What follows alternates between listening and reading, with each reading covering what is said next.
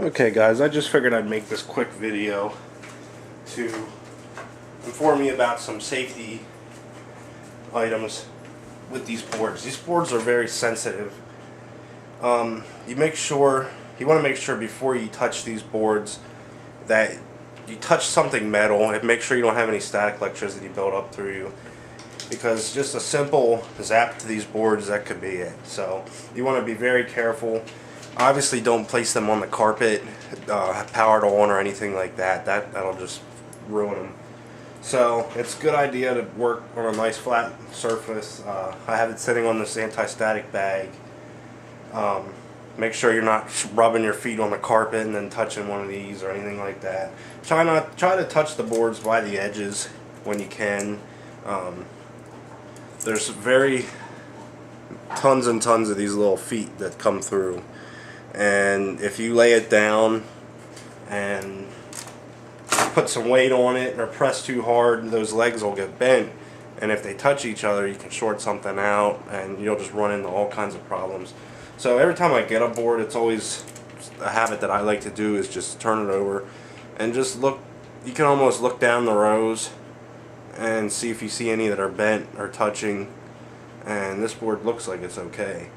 So you can save yourself a lot of headache by just doing that. It takes 2 minutes or whatever to check all of them.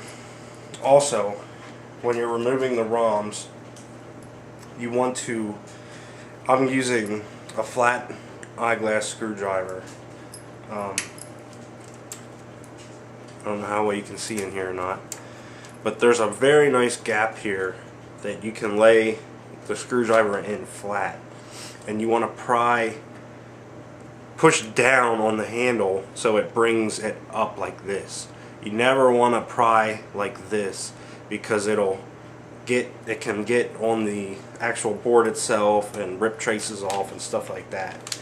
So trick with these chips, obviously you got to remember, label them to see, like these are labeled here where they go. That way you don't get them mixed up, because they all got to go in their specific spot. And I did mention already about the dimple that's on the one end. I don't know how well you can see it, but on these sockets here and on the white outline that goes around it, there's a spot for like where the dimple would be, so you know that that's where the dimple goes. You got to make sure the chip's in right. If you don't, you'll burn it out. So when you remove them, you just want to stick the screwdriver and pry gently. I just like to work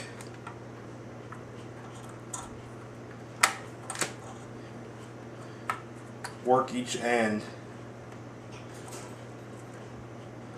Now in this case, on this end I have to pry up. I don't have an option of prying down like I do on this side. So I'm gonna try and get this side up just a little bit at a time, because these legs, it's so easy to bend them. You'd be surprised. So there is, if you can see on the socket, there is like little bridges that go across. So the trick, if you do have to pry up like this, the trick is to try to get the screwdriver to rest on that bridge. That way you're not damaging the board anywhere. So I'm on that bridge, I can feel it. Just came up a little bit, and I just like to work my way.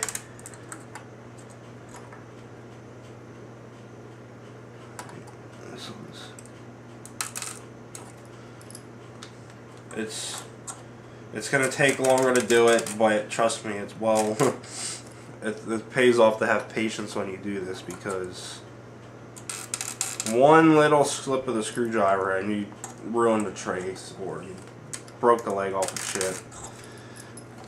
They do make chip pullers too, so not a bad investment to have. It's like $5 or something like that.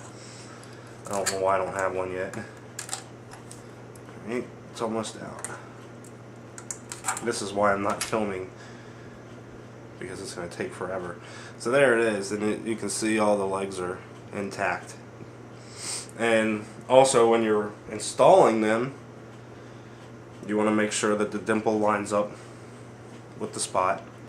And also you want to make sure that all the little feet go into the sockets. It's so easy to install one of these and have a leg bend over or it doesn't go in the socket, and then you turn the game on and it probably works, but there's something wrong with it, and then you're scratching your head, what's going on with this thing, something as simple as that. So you got to really make sure when you put these in that all the feet are going into the appropriate sockets. None of them are bent, none of them are touching. So that's pretty much it. I just wanted to shoot a quick video.